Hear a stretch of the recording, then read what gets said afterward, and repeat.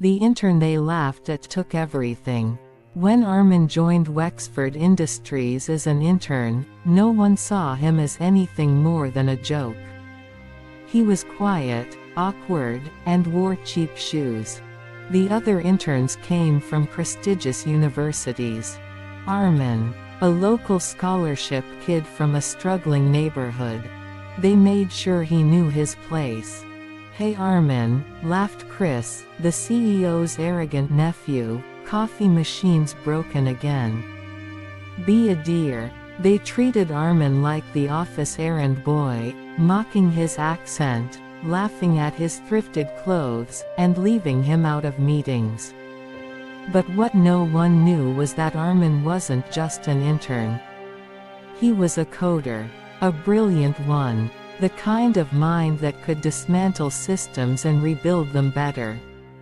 In his free time, while others partied or scrolled, Armin studied the company's structure, its finances, its codebase, its weak points. Then, they crossed the line. During the company's annual retreat, Chris and a few others got drunk and thought it would be hilarious to post a fake job termination letter to Armin's desk.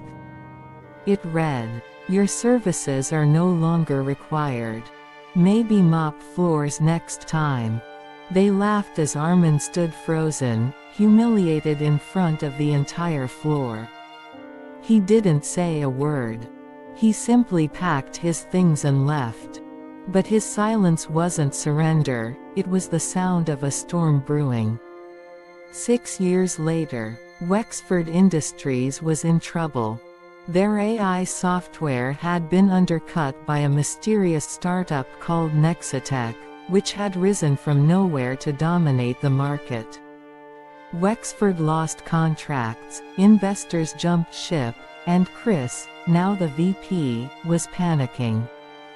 Who the hell is behind Nexitech? He barked during an emergency board meeting.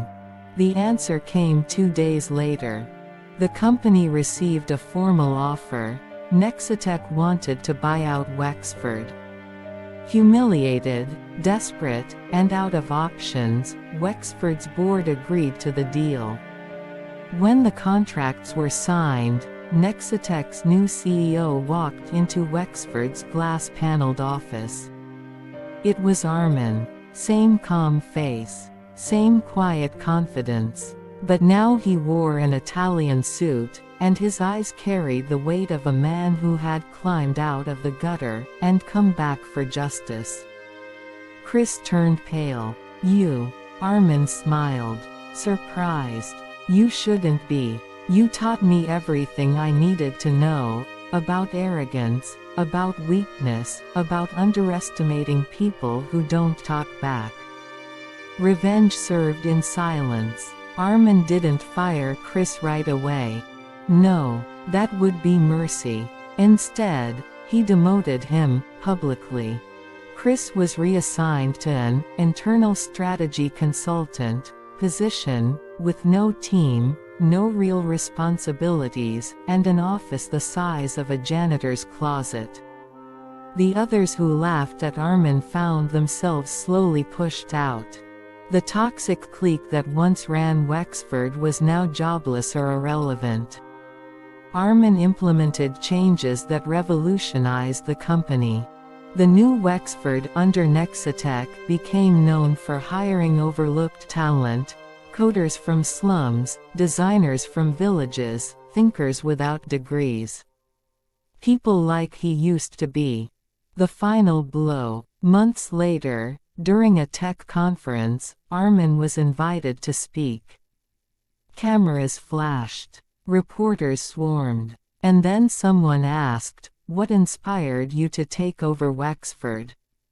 Armin looked straight at the camera, smiled faintly, and replied, "They told me I'd never belong, so I bought the place." It went viral. Chris watched from a bar, drink in hand, forgotten by the same world that once celebrated him. Moral: never mock the underdog. Because sometimes, the intern you mocked will return as the CEO who signs your termination paper.